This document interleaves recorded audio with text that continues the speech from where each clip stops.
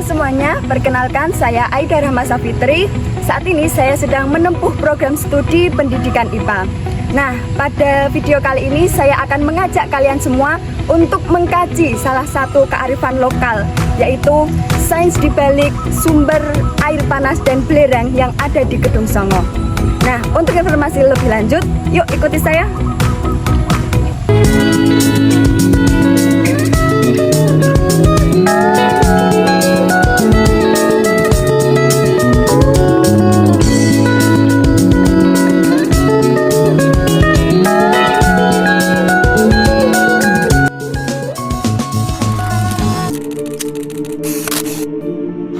Candi Gedung Songo terletak di Desa Candi, Kecamatan Bandungan, Kabupaten Semarang, Provinsi Jawa Tengah. Lokasinya berada di lereng Gunung Ungaran pada ketinggian sekitar 1.200 meter di atas permukaan laut, menjadikannya tempat yang sejuk dan penuh pesona alam pegunungan. Candi Gedung Songo juga tidak hanya menyajikan keindahan arsitektur peninggalan masa lalu, tetapi juga menawarkan panorama alam yang memukau. Kompleks candi ini dikelilingi oleh perbukitan hijau yang asri dan udara segar khas daerah pegunungan. Selain keindahan arsitektur dan panoramanya, Candi Gedung Songo juga memiliki sumber belerang alami dan pemandian air panas yang dipercaya memiliki khasiat bagi kesehatan. Untuk menuju belerang, kita harus melewati candi ke-1, 2, dan ketiga terlebih dahulu. Kita memasuki kawasan Candi ke-1.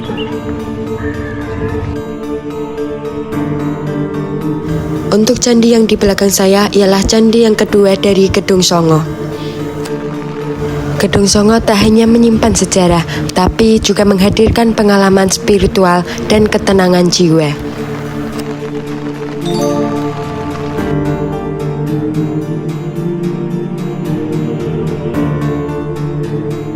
Kemudian setelah melewati candi ke-1 dan 2, sekarang berada di candi ketiga. Berada di sini serasa menyatu dengan sejarah, angin sepoi dan aroma tanah lembab membuat suasana semakin sakral. Nah, sekarang kita sudah sampai jalan untuk menuju air belerang dan pemandian air panas. Yuk.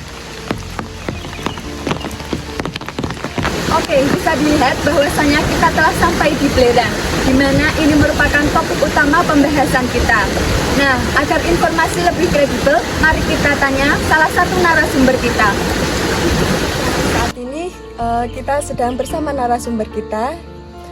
Sebelumnya perkenalkan Bapak, saya Aida Rahma Safitri dari mahasiswi UNES, jurusan program studi pendidikan IPA. Di sini saya mendapat tugas untuk mengkaji kearifan lokal salah satu daerah. Nah, untuk itu saya memilih Gedung Songo. Bapak boleh perkenalkan terlebih dahulu. Terima kasih Mbak Aida ya dari UNES ya. Saya Ngatno ya, selaku staf Balai Pelestarian Kebudayaan Wilayah 10 yang ditugaskan rutinitas sehari-hari di kawasan kompleks Percandian Gedong Songo.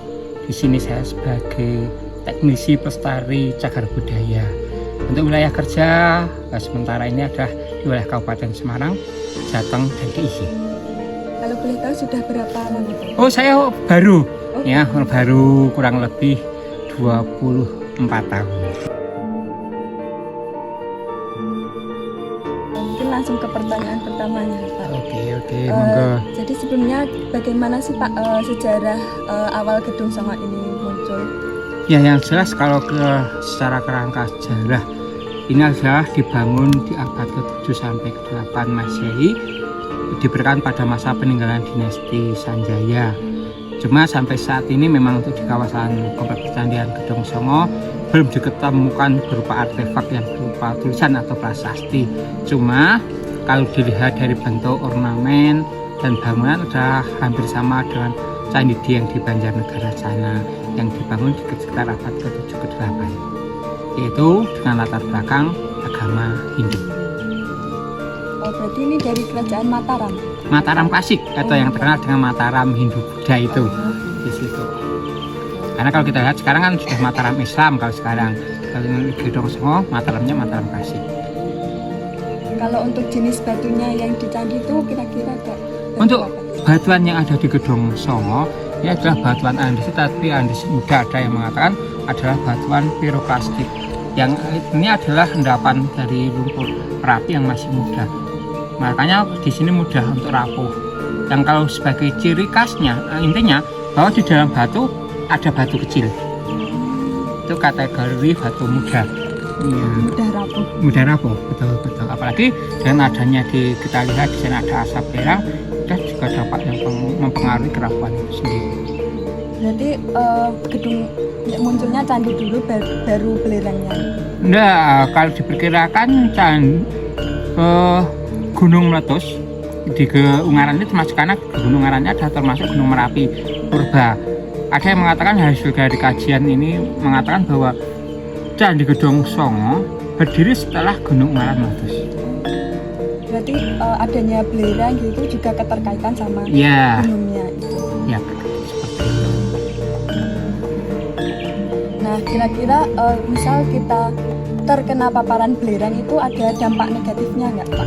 Yang jelas dampak negatifnya kelihatan sekali. Satu adalah adanya kerapuhan, keausan pada batu itu sendiri. Terus pengelupasan kulit luar dari batu itu sendiri. Itu adalah dampak yang paling kuat. Apalagi yang dekat seperti di Candi 3, Candi 2 itu memang yang kerapuhannya lihat jelas sekali. Memang berdampak sekali. Karena faktor alam juga. Berarti kalau selain dampak itu juga bisa digunakan obat tradisional atau mungkin? Ya, kalau kita lihat secara ilmiah, kalau obat yang mengandung ini belerang. Untuk penyakit kulit itu secara ilmiahnya seperti itu. Tapi dari keyakinan masyarakat, istilahnya hanya kepercayaan atau mitos masyarakat ya, bahwa mandi di sini bisa menghilangkan penyakit kulit. Misalnya pada hari-hari seperti sekarang, hari Selasa Kliwon atau hari Jemah Kliwon, seperti itu. Berarti kalau misal kayak lagi berendam di air hangatnya itu bisa? Ya, seperti itu. Kadang ada yang berendam sampai berapa jam, mungkin ada lagi kalau tidak seperti itu ngambil lumpur yang banyak mengandung sulfurnya atau belerangnya itu, nanti dioleskan, setelah berapa lama nanti dibilas lagi, seperti itu ada juga. Gitu. Tapi yang jelas secara ilmiahnya yang nyata ya karena banyak pengandungan belerang itu. Berarti kayak yang misal di ngelimut itu kan air panasnya bisa mengobati. Nah, seperti itu, betul. Nah, terus kan saya kemarin sudah muter ya Pak. Nah, itu melihat kayak pipa. Nah, itu berarti pipanya disalurkan ke kolam pemandian air panasnya. Iya, yang di air panas ini ya itu diambilkan dari sumbernya yang air panas langsung dimasukkan ke dalam kolamnya itu. Kalau yang di air panas, cuma kalau yang di luar itu masuk ke rumah penduduk. Kalau tidak ke rumah penduduk, masuknya ke lahan-lahan pertanian. Berarti penduduk sekitar juga memanfaatkan. Iya, betul. Nah, kalau untuk pengambilan belerangnya itu ada teknologi sendiri ya Pak? Kalau di sini belerang tidak diambil atau tidak ditambang. Kan biasanya bisa buat praktikum. Iya, enggak di sini tidak diambil. Ya kalau ada yang menggunakan praktikum mungkin dari mahasiswa atau apa ya paling mendekat ke situ ngambil sampel. Nah, terus bagaimana ini cara kayak memastikan agar jalur wisata itu tetap aman Bapak? Kan kayak mungkin agak berbahaya ya Pak kalau terkena belerang. Nah, itu mungkin bagaimana? Salah satu cara yang kita gunakan seperti kemarin di tahun 2024 kemarin, kita dari Balai Pelestarian Kebudayaan Wilayah 10 mengadakan yaitu studi bencana yang di kawasan Gedong Songo, termasuk exiting jalan, termasuk SO2. Nah itu kita kaji seperti itu. Kita mengadakan kajian-kajian termasuk tata cara penanganan seandainya terjadi bencana, evakuasinya harus seperti apa. Kita sudah kerjasama BPBD, masyarakat setempat, dan istilahnya di pemerintahan desa juga pemerintahan di kecamatan. Kita sudah ada istilahnya MOU, kebersamaan. Oh, berarti itu setiap tahun sekali atau? Kemarin kita baru rencanakan, kita susun SOP-nya untuk penyusunan SOP. Kemudian kalau misal jumlah air panas yang keluar ini tuh selalu sama atau kadang berkurang Pak? Nah, kalau sampai saat ini untuk yang air panas belum ada yang melakukan kajian atau penelitian. Tapi kalau dilihat dari mata awam, ini kadang perubahan warna yang terjadi. Jadi bisa berubah warnanya. Warna itu bisa berubah. Kadang abu-abu seperti lahar itu, kadang juga hitam, kadang juga jernih. Itu pengaruh belerangnya? Pengaruh belerangnya juga. Tapi kayak pernah mengalami kering gitu nggak? Di sini untuk kering pada musim-musim tertentu, musim kemarau panjang agak berkurang debit airnya. Berarti tergantung musimnya. Iya, tergantung musim juga. Kalau untuk suhu airnya itu selalu sama atau berubah, Bapak? Bisa berubah, Bisa berubah. tidak sama. Oh, berarti kadang panas. Iya, terus kadang standar aja, ya hangat-hangat kuku. kalau misal terkena air hujan itu Bercampur. bercampur, Iya, tidak bercampur. terlalu panas. Iya, Oh. campur seperti itu. Nah, terus kan kemarin jalurnya kayak dibuat ada tangganya ya, Pak. Betul. Nah, itu apakah ada pertimbangan khusus agar tidak terlalu curam atau mungkin kayak biar nggak terlalu melelahkan gitu bagi pengunjung Yang gimana? Ya. yang mau menuju belerangnya? Oh, menuju belerang yang Iya. ini ya. Iya. Memang itu kita menyesuaikan kontur tanah juga. Oh, Kita buat misalnya kita langsung buat halus, nanti juga licin. oh, Kita juga pikiran seperti itu karena nanti dampak adanya kelembapan yang tinggi, nanti termasuk curah hujan yang tinggi, dampaknya adalah pertumbuhan lumut mikroorganisme itu. oh, iya. Nah, kalau dalam mikroorganisme sudah licin, nanti membahayakan juga pengunjung. Makanya dibentuk Dibuat tangga. di tangga-tangga Ya, itu. ya. Berarti kalau hujan tetap, Ya bisa terakses gitu loh. berarti itu tanahnya agak mudah longsor. Pak. Betul. Mungkin itu aja Bapak sekelas pertanyaan dari saya. Oke. Saya mengucapkan banyak terima kasih dan minta maaf apabila terdapat kesalahan kata. Sama-sama yang jelas, mari seperti yang disampaikan Presiden yang pertama, Pak Soekarno, jas merah jangan lupakan sejarah. Ini ada peninggalan luhur, mari kita lestarikan bersama-sama untuk generasi yang akan datang. Supaya apa? Sejarah tidak terputus, peninggalan luhur Tetap juga terjaga. tetap terjaga. Lestari. Ya, terima kasih. Terima kasih Mas.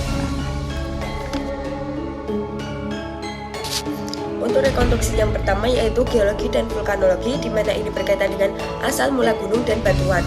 Rekonstruksi sainsnya yaitu gunung api terbentuk melalui proses subduksi lempeng tektonik yang mendorong magma ke permukaan. Letusan gunung aran menghasilkan lava yang mendingin cepat, membentuk batuan andesit ekstrusif. Batuan ini memiliki pori-pori dan sifat mekanik yang merusak jaringan kristalnya. Ini menjelaskan kerapuhan batu candi, menunjukkan interaksi nyata antara geologi dan kimia lingkungan. Kemudian rekonstruksi yang kedua yaitu energi panas bumi atau geothermal. Ini berkaitan dengan air panas dari perut bumi. Rekonstruksi sainsnya yaitu panas dari magma siksa di bawah permukaan memanaskan air tanah yang kemudian naik melalui celah batuan sebagai mata air panas atau hot spring. Proses ini melibatkan konduksi atau panas dari magma ke batuan dan konveksi atau air panas naik ke permukaan. Sumber energi ini adalah contoh nyata energi terbarukan. Kandungan belerang dalam air berasal dari interaksi dengan gas vulkanik yang larut dalam air tanah. Proses ini memperkenalkan energi alternatif dan prinsip dinamika fluida panas. Untuk rekonstruksi sains yang ketiga yaitu kimia lingkungan atau yang berkaitan dengan dampak belerang itu sendiri. Nah, untuk rekonstruksi sainsnya yaitu belerang yang larut dalam air membentuk asam sulfat lemah atau H2SO4 atau bentuk lain yang bersifat korosif yang dapat melarutkan mineral dalam batuan, menyebabkan kerusakan fisik dan kimia seperti kerapuhan dan pengelupasan.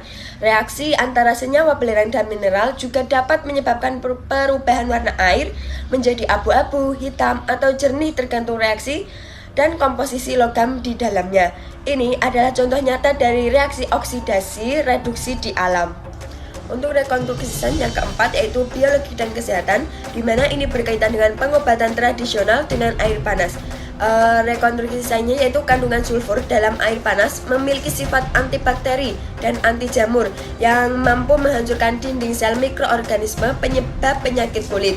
Mandi air panas juga dapat membuka pori-pori, memperlancar sirkulasi darah, dan mempercepat penyembuhan luka ringan. Secara medis, ini sejalan dengan terapi balneologi atau pengobatan dengan air mineral. Praktik masyarakat meski berbasis budaya juga memiliki landasan ilmiah dalam fisiologi dan mikrobiologi kulit manusia. Kemudian selanjutnya itu rekonstruksi sains yang kelima yaitu teknologi tradisional atau sistem perpipaan air panas. Nah, rekonstruksi sainsnya yaitu air panas dari sumber dialirkan menggunakan sistem gravitasi di mana tekanan hidrostatik mendorong air mengalir ke tempat lebih rendah. Tidak diperlukan pompa atau energi tambahan, menjadikannya sistem yang efisien dan ramah lingkungan. Teknologi ini mengajarkan prinsip fluidistatis perbedaan ketinggian, dan efisiensi energi yang relevan dalam pelajaran IPA dan teknologi sederhana. Kemudian rekonstruksi sains yang keenam yaitu suhu dan termodinamika, di mana suhu air panas tidak konstan karena dapat tercampur air hujan yang menurunkan suhu melalui konduksi dan pencampuran. Fluktuasi ini mengajarkan prinsip bahwa energi panas dapat berpindah dan berubah bentuk. Kemudian pengukuran suhu air bisa dilakukan dengan termometer celup dan perubahan suhu menunjukkan konversi energi panas ke energi dalam air. Ini juga berkaitan dengan hukum termodinamika pertama dan kedua. Sekian etnovlog dan rekonstruksi sains dari saya. Kurang lebihnya saya mohon maaf dan mengucapkan terima kasih.